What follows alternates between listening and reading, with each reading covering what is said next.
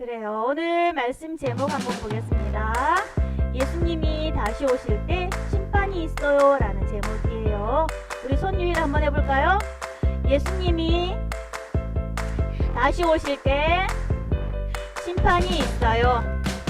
한 번 더. 예수님이 다시 오실 때 심판이 있어요. 그래요. 말씀 같이 읽어보겠습니다. 우리 친구들 아직 글씨를 잘 모르지만 엄마 아빠랑 천천히 읽어볼게요. 시작. 하나님을 모르는 자들과 우리 주 예수의 복음에 복종하지 않는 자들에게 형벌을 내리시리니. 데살로니가 후서 1장 8절 말씀. 아멘. 우리 친구들 이게 무슨 소리일까요? 네. 자, 여기는 어디일까요? 우리 친구들 한번 들어볼까요?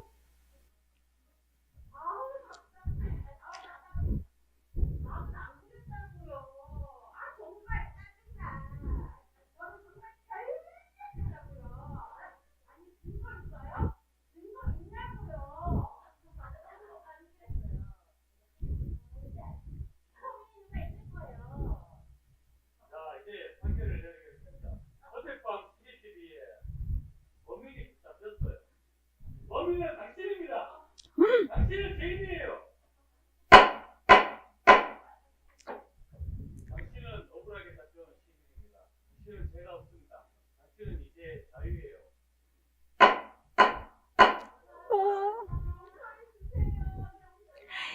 자, 친구들 여기는 법정이었어요. 오, 네, 선생님도 고마워요. 자, 여기는 법정이었어요. 자, 어떤 사람이 죄를 지어서 죄가 있는지 없는지 알기 위해서 판결을 내리는 법정이었어요. 우리 친구들 잘 보았나요? 네. 자, 죄인이라고 판결을 내렸을 때 그 죄인 어땠어요? 용서해 주세요. 잘못했어요. 이렇게 해요. 또, 자, 당신은 죄가 없습니다. 의인입니다. 했을 때 어때요? 우와, 감사합니다. 했죠. 그래요. 이렇게 법정에서 판사가 어떤 사람이 죄가 있는지 없는지 가릴 때 내는 소리가 바로 이 소리예요. 자, 죄를 지은 사람은 맞아요. 죄를 가리는 이 망치 소리가 온 세상에 울려 퍼질 때가 와요. 그때가 언제일까요? 오늘 말씀 속에서 알아볼게요. 자, 여러분, 데살로니가 교회에서 무슨 소리가 들려요? 우리 한번 들어볼까요? 오늘도 예수님 믿는다고 또 핍박받았어요. 유대인들 정말 너무해요. 맞아. 유대인들 정말 너무해. 우리가 예수님 믿는다는 이유로 이렇게 핍박하다니. 정말 화가 나요. 화가 난다고요. 이제 어떡하죠? 이렇게 데살로니가 성도들에게 유대인들이 핍박했어요. 왜요? 예수님 믿는다는 이유로. 그래서 데살로니가 성도들이 이렇게 힘들어하고 눈물을 방울방울 흘리고 또 때로는 화를 내고 부글부글 화를 냈을 때 사도 바울이 말했어요. 뭐라고 말했을까요? 힘들지만 힘내세요. 화내지 마시고 슬퍼하지 마세요. 다시 오실 예수님이 분명히 하실 일이 있을 거예요. 그것이 바로 우리 친구들 뭘까요? 바로 심판이에요. 우리 친구들 따라서 해볼까요? 심판. 맞아요. 다시 오실 예수님이 하실 일은 바로 심판이에요. 심판이란 예수님이 이 땅에 오셔서 죄인에게는 영원한 형벌을 내리시고 또 의인에게는 영원한 상을 내리신다는 뜻이에요. 자, 이렇게 예수님을 믿지 않은 사람들 어떻게 될까요? 눈에 보이지 않아. 난 하나님을 안 믿을 거야. 하나님이 어딨어? 나에게 하나님 보여줘봐. 내가 하나님 있다고 그랬지? 하연이가 하나님 있다고 그랬지? 하나님 보여줘봐. 하나님 어디 있어? 나는 안 믿을래. 예수님 말씀 들으라고? 예수님 죽었잖아. 예수님 어디 있어? 나 예수님 안 믿을래. 이렇게 하나님을 모르고 예수님의 말씀을 듣지 않고 하나님 말씀에 순종하지 않는 자들은 이렇게 예수님이 다시 오실 때 어떡할까요? 죄인으로 심판받게 돼요. 자, 그러면 이 사람은 어떨까요? 난 하나님을 믿어. 살아계신 하나님을 믿어. 하나님이 이 세상을 만드셨어. 나도 만드셨다고. 하나님은 나의 생각도 다 알고 계시고 내가 지금까지 행동했던 것도 다 알고 계셔. 하나님은 또 나를 얼마나 사랑하는지 알아? 그래서 하나님은 저 천국을 나를 위해서 준비하고 계셔. 난 하나님이 너무 좋아. 난 매일매일 기도할 거야. 하나님을 찬양할 거야. 자, 이렇게 살아계신 하나님을 믿는 사람, 예수님의 말씀을 듣는 사람, 또 예수님의 말씀대로 순종하는 사람은 어떻게 될까요? 자, 예수님께서 다시 오실 때 의인입니다. 이렇게 칭찬해 주실 거예요. 자, 친구들 지금까지 잘 보았어요. 자, 이제 질문에 답해 볼까요? 예수님께서 다시 오실 때 다시 오실 때 하실 일이 있어요. 그것이 뭐라고 했죠? 심판. 맞아요. 심판이에요. 예수님을 믿고 예수님이 심판하실 때 우리 친구들은 뭐라고 불러줄까요? 죄인? 의인. 맞아요. 의인이에요. 우리 친구들을 예수님께서는 의인이라고 불러주실 거예요. 따라서 해볼까요? 의인. 맞아요. 예수님을 믿고 말씀에 순종한 친구들은 의인이라고 불러줄 거예요. 그리고 영원한 하나님 나라에서 행복하게 사는 상을 받을 거예요. 자, 친구들 질문해 볼게요. 하나님이 우리 친구들을 의인이라고 부르시고 영원한 상을 주실 날을 기다리고 있나요? 그래요. 기다리고 있는 친구들은 첫 번째 먼저 할 일이 있어요. 예수님이 다시 오셔서 심판하신다는 것을 기억해야 돼요. 예수님은 분명히 다시 오실 거예요.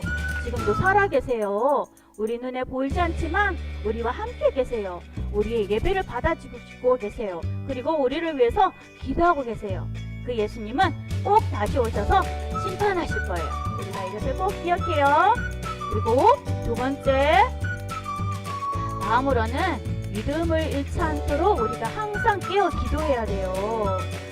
어떤 어려움이 오더라도, 걸려 넘어지더라도, 힘든 일이 닥쳐도 예수님을 끝까지 믿을 수 있도록 항상 기도하는 것이 중요해요. 예수님은 믿음이 있는 사람만을 의인이라고 말씀하세요. 자, 나 오늘부터 기도할래요 하는 친구 손 들어볼까요? 나 오늘부터 기도할래요. 예수님 기다릴래요. 맞아요. 자, 그렇게 기도하는 친구들 되길 바라요. 세 번째, 마지막으로 자, 심판날을 기억하며 항상 준비해야 돼요. 기도하고 말씀을 읽으며 뭔가 마음을 거룩하게 해야 돼요. 왜 거룩하게 해야 될까요? 바로 하나님이 거룩하시기 때문이에요. 우리 하나님 아버지께서 거룩하시기 때문에 자녀인 우리도 거룩한 삶을 살아야 해요. 예수님이 기뻐하시는 멋진 모습으로 우리 모두가 예수님을 만날 수 있기를 바라요. 자, 마지막으로 예수님이 다시 오실 때 심판이 있다는 것을 기억하고 한번 외쳐볼까요? 시작! 예수님이 다시 오실 때 심판이 있어요. 심판의 때를 위해 항상 깨어 기도하고 준비해요. 맞아요, 우리 친구들. 우리 서울교회 영유아부 친구들은 오늘 다시 오실 예수님이 하실 일, 바로 심판의 주님으로 오신다는 것을 꼭 기억해요. 그리고 두 번째로 내가 항상 깨어서 기도해야 된다는 것도 기억해요. 마지막으로 항상 심판의 날을 기억하며 준비해요. 거룩한 모습으로 날마다 변화되는 우리 친구들이 되기를 예수님의 이름으로 축복합니다. 네, 부모님께 잠시 말씀드립니다. 말씀 한 번 더 읽어볼까요? 시작! 하나님을 모르는 자들과 우리 주 예수의 복음에 복종하지 않는 자들에게 형벌을 내리시리니. 데살로니가 후서 1장 8절 말씀. 아멘. 오늘 본문은요, 대요리 문답 88문, 89문에 해당합니다. 길어서 88문만 읽도록 하겠습니다. 시작! 부활 직후에 어떠한 일이 따라올 것인가? 부활 직후에 천사와 사람에 대한 전체적이고 최후적인 심판이 있을 것이나 그 날과 시를 아는 자가 없으니 이는 모두 깨어 기도하면서 주님의 오심을 항상 준비하게 하려 합니다. 네, 첫째로 마지막 날, 심판의 날에 무슨 일이 일어날까요? 마지막 날에는 예수님이 심판주로 오십니다.